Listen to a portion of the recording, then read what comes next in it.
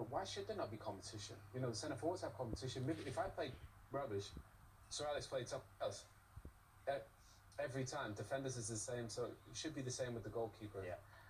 And I think it's going to bode the club well. I think he's a top 4 goalkeeper. I'm just amazed Chelsea didn't go in for him. I think they're the ones that needed him badly. Yeah. Okay, so Arsenal taking on Crystal Palace. Arsenal looking to bridge that 5-point gap on City from last season. They kicked off with a 2-1 win over Forest, which was a curious game. For 75 minutes, they were in total control, but then they almost threw it away. Yeah, I mean, Forest very good on the counter-attack. Like you said, they dominate the game, and this is a ridiculous bit of skill there from Martinelli.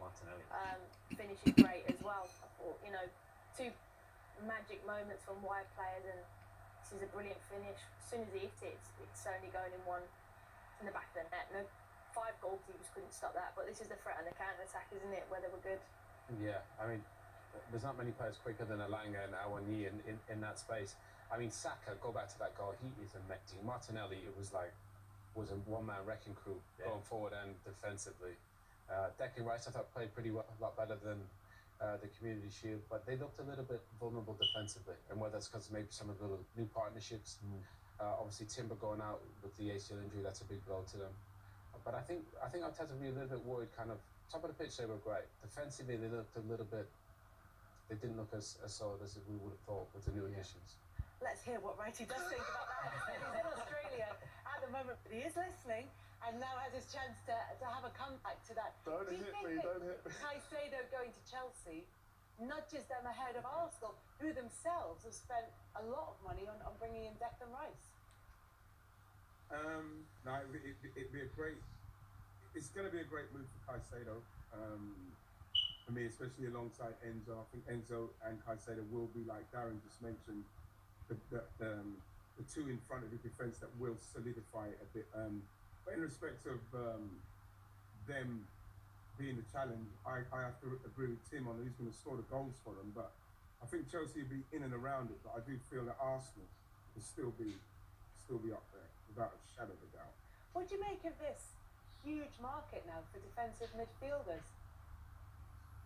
Well, I think that what is shown when you look at teams and how they're trying to defend, how important it is to have that defensive player in front of the back four there, and when you haven't got it, how much that player is missed. I think that, you look at someone like Caicedo in Brighton's midfield and how brilliant he done and how good their defensive record was. I think the same you probably have to say even with Arsenal. You miss somebody like Thomas Partey. It's like that defensive midfielder does so much for the team in not only breaking things up, but it's the way that they can progress the ball as well. Declan Rice was playing. Look at he's gone. It's just Lavia we're seeing now, which is really exciting for him. Obviously, it's just a position that if you are playing that kind of football with a defensive midfielder, then he becomes, like Tim says, one of the pivotal players. Speeds up, slows it down, breaks the game up. How he progresses the ball. It's a very, very important player in the system now. Obviously, the goal scorer, I still believe will always be, Darren, I'm sure will agree, will always be the most important.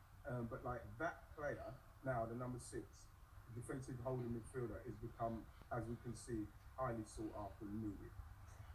Right, I don't necessarily disagree with you about the ability of Arsenal